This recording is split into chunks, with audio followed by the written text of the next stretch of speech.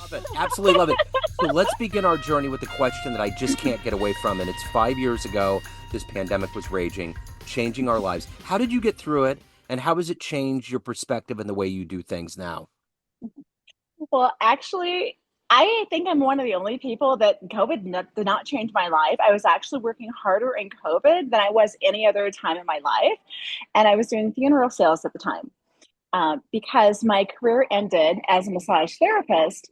And so I was trying to find other things to do. And I had tried life insurance and then I tried funeral sales.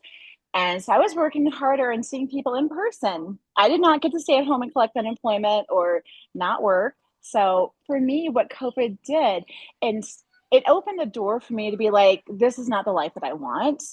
It actually inspired me to be like, hey, I really want to live abroad. And I thought it was going to be, Thailand or Asia. But I've been coming down to Mexico for a few years for dental work. And I was just like, I'm going to Mexico. Like, I turned a birthday trip going to San Diego into a 2.5 month journey in Mexico to find my spot. Wow. Yeah. So let me ask you this. If you were in front of a bunch of 12-year-olds right now at career day Oh in a gosh. school, and one of the kids wanted to know what you do for a living, how would you explain it? Oh, that's a really good question. Because I'm a world traveler and I am now an author and a speaker. I would say that the most important thing isn't really about the job or the career that you choose. It's about following what brings you joy Yeah. and not letting go of that childlike innocence and that joy that children have. One of my goals is to have the childlike innocence and joy that a 5-year-old has. Yeah. So yeah, it's not about what you do for a career in the world. It's about who you are. I remember in college, I was in a poetry class and I was probably a sophomore. And there was a woman in there that was in her 70s. And we were all going around trying explaining what we wanted to do with our lives. And everybody was like, yeah, I want to publish. I want to do this. I want to do that. And she just said, when it came to her, she said, I don't ever want to grow up. And I always remember Nice. that. And it reminds me of a line from Charles Bukowski. One of his lines was, "We're born geniuses and buried idiots." And it's that wonder. It's the interminable amount of walls we put up as we get older, and all of that just clouds the way that we look and let our imagination fly. It absolutely does. And that is such a great quote. And I think so many people put off their life until they retire. They're like, oh, once I retire, I'll be able to live my life. Okay, we're not guaranteed retirement. We're not guaranteed good health in retirement. And what you want to do now is so important because you might not be able to do it then. Yeah. And through my travels in Europe and Turkey and around the world, I see people in wheelchairs and walkers and using canes trying to navigate these cobblestone streets and these amazing architectural wonders, and they're really not enjoying it. Like it's difficult for me, and I'm in pretty good shape. Yeah. And it's just exhausting sometimes. So it's like, don't put your life off until a day. Like, start living your life now. Start building those bridges and pathways to get to those goals that you want to accomplish now, not in 10 or 15 or 20 years, Yeah. because you're not guaranteed retirement. They keep raising the Social Security, age. So you might never get to retire. And Yeah. then you never get to live your life. Yeah. So let's go to your roots from Des Moines, Iowa. And I want to ask you this. What did you want to be at 12? What was your dream? At 12, I think I wanted to be a baker. Okay. Yeah, I know. Very My cool. mom did not cook. My grandmother did. And she would make pies for us, and she would do like pancakes or waffles on Sunday morning before I went to church. And she would make, homemade beef and noodles from scratch. So I don't know if that inspired me or if just, making those beautiful cakes inspired me. But yeah, no, I wanted to be a baker. Wow. And so, yeah, and I'm not really a baker. So. Yeah. I just sparked a memory in me. My dad was born in Brooklyn and raised in Long Island, so his sister lived up in Long Island. They had a pastry shop, and an old Italian family that owned it. Oh, gosh. So just the way that they would talk and the stories and all of that, and the cannoli and all of the things that were going on. It was a magical world to walk into, you know. And there's such camaraderie. It's just like breaking bread, like especially in Europe. It's, There's a oh, European yeah. way, especially in the Italian culture. There's this thing where the food is the celebration, and it's kind of the soul of your day. Exactly. And it's like that in so many countries. Yeah. America is one of the only countries where we think a meal is going through fast food and eating in our cars. Like Yeah. we think that's food, and it's not. It's meant to be a celebration of who you are, and Uh-huh. it's meant to have that connection. Like when you're in Europe, you literally have to flag them down for the check because they're used to people sitting and talking for hours. Uh-huh. And then in Spain, the south of Spain, I was there last year during this spring, and they're having dinner at like 9, 10 o'clock at night. Wow. Yeah, it's amazing. Yeah. So America's really one of the only countries where we really don't celebrate that coming together, that camaraderie, those relationships, the family, like other countries do. And I think that's such a disservice. I Yeah. think we really need to get back to that. Yeah, I agree. So take me back to your childhood. What were the foundational elements, the seeds that were planted that have become you so confident and successful and traveling and being curious about this world and taking care of yourself? How did all of this evolve into who you are?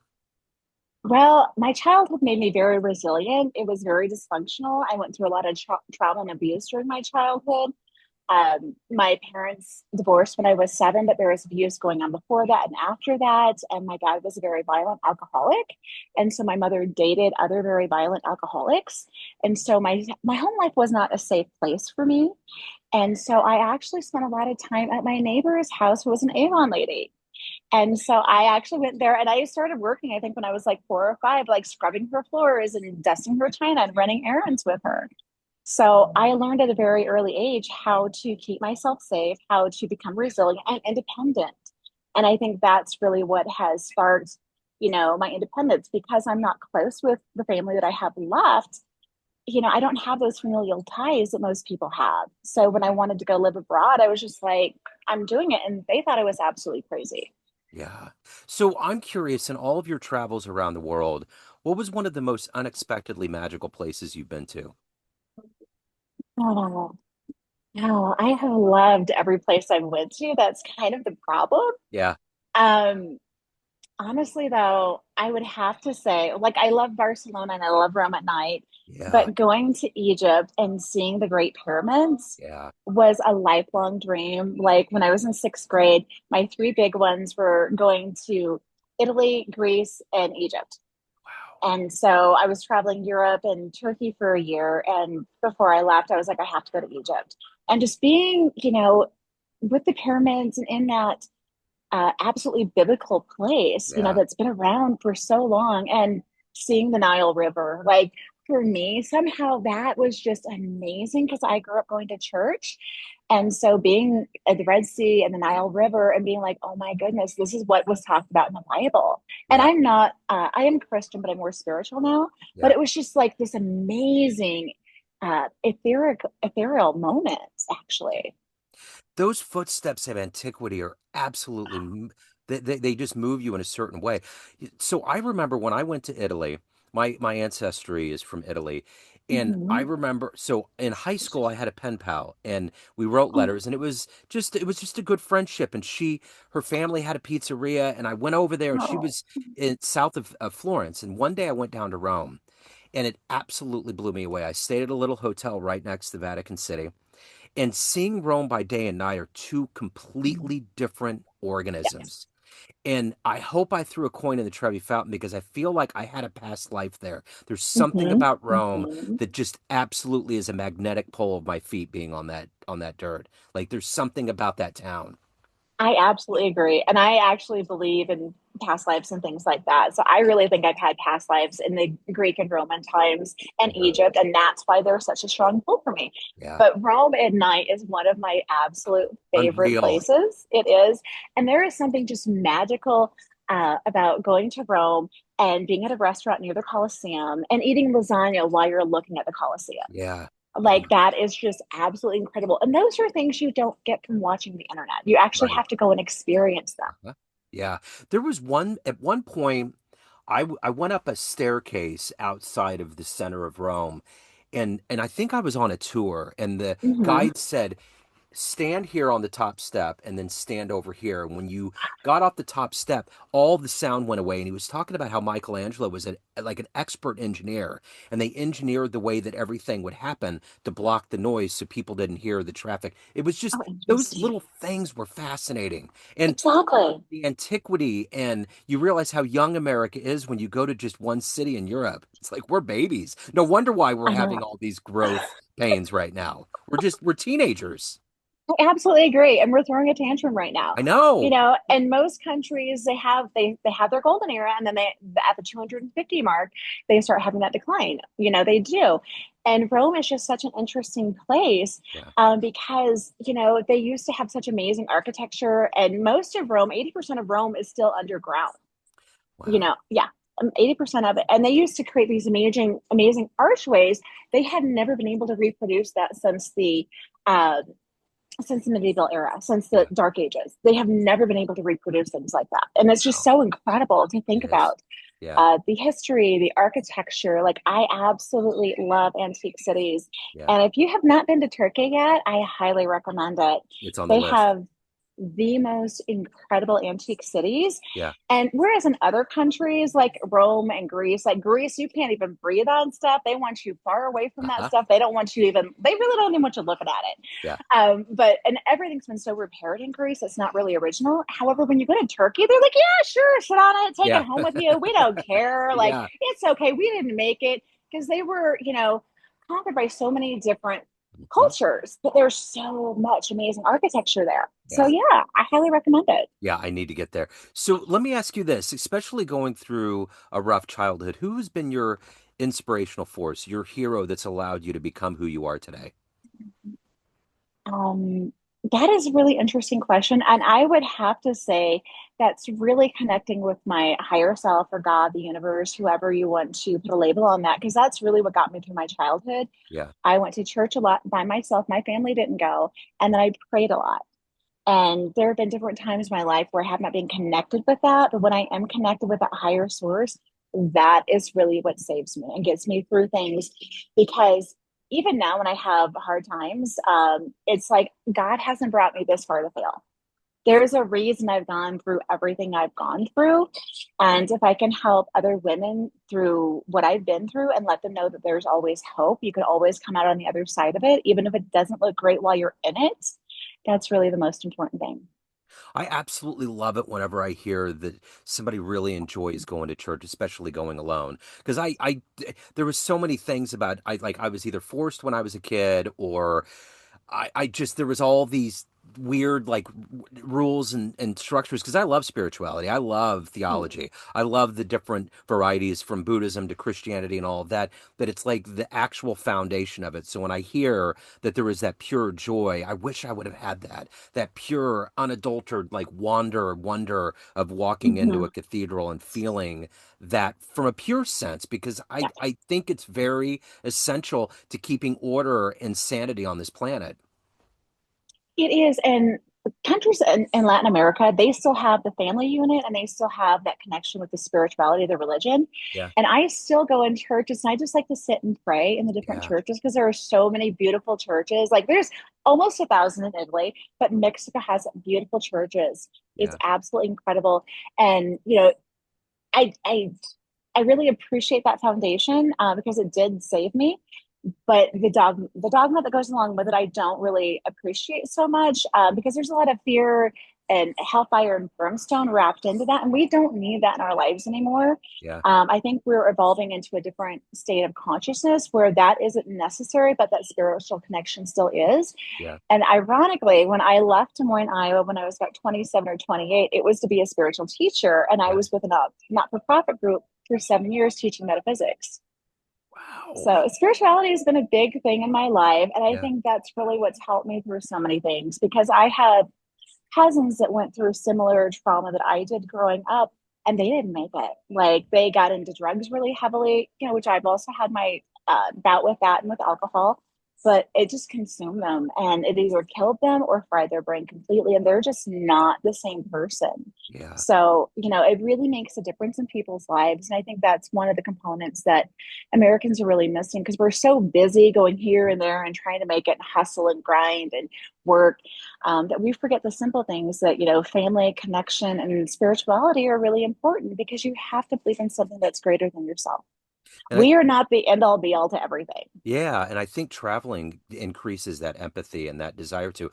I just had a memory of being in St. Peter's Square at night, and that's one of the most majestic things because you're Yes. looking at the balcony that the Pope is on, but you also are looking at how ornate all of those statues are that go around. And I think the Mhm. stars were out. I happened to go to a little theater. There was a Vivaldi concert. There was an operatic Oh, singer, and it yeah. was the first time that music like brought tears to my eyes. Like I was like, oh my, because my dad growing up would listen to Pavarotti and all that, but usually, if I Nice. walked in and Pavarotti was going, I was like, "Uh-oh, what happened today?" It was a precursor, and I was like, "Okay, what are we doing?" But to hear that in the flesh, to see that happen is amazing, and it's a part of It is. that European culture. It absolutely is. And I love Venice because Venice has all these really amazing churches Yes. and they have like operas and they have symphonies Uh-huh. and they have all these really amazing cultural events going on in these really old churches. It's just so incredible. It's amazing. Yeah, Venice is one of my favorite cities. Yeah. I was in the back of a water taxi on the morning of 9/11 in Venice. Yeah. Oh my goodness. So I had to find Wow. I got my flight. It was supposed to be from Paris to Kansas City, didn't exist. I ended up going to Cinque Terre. I was in Vernazza for a bit, and that was cool. Like to be in an old hippie Yeah. commune while that was going on, it was such a contrasting thing.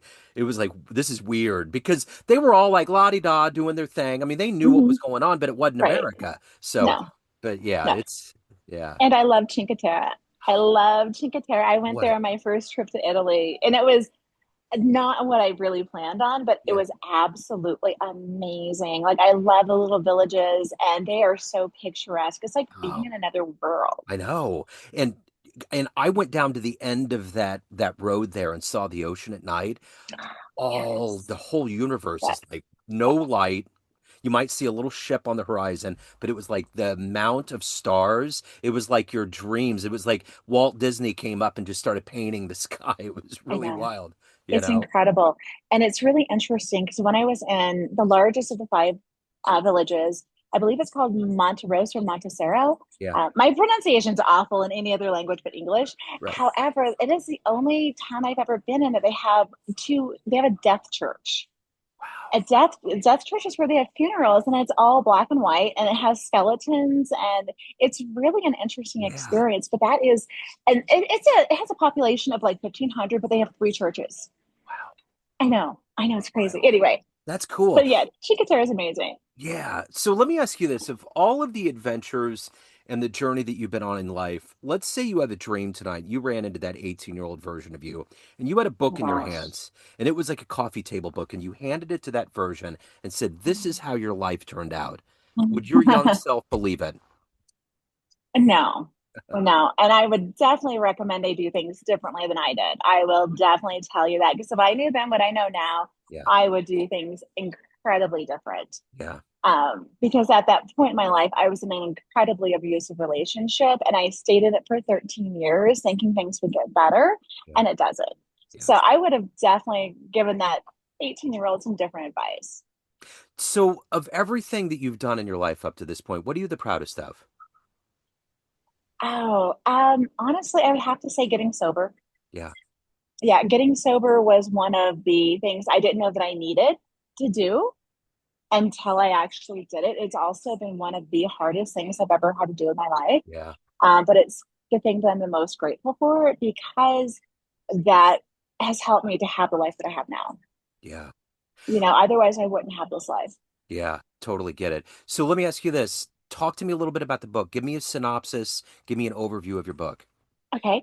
Am I allowed to say the title? Please do. I'm Okay. ready. I always like to ask No, because no, do it. sometimes swearing is not okay. Let it The go. title is 50 Fabulous and Fuckable. Yeah. And I love the title because everyone that hears it goes, oh my goodness.